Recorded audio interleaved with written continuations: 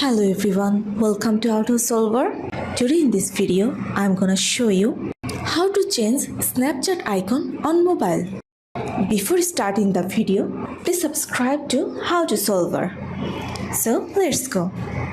For this, first of all, you have to open your Snapchat app. Now go to your Snapchat account. Here you can see Snapchat Plus. Click on it. Click on Custom App Icon.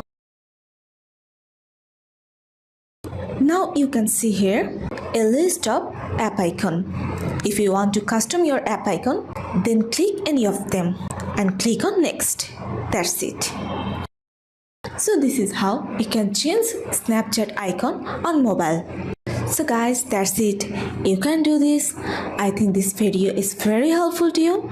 If it was, then give a thumbs up and hit the subscribe button. And thanks for watching.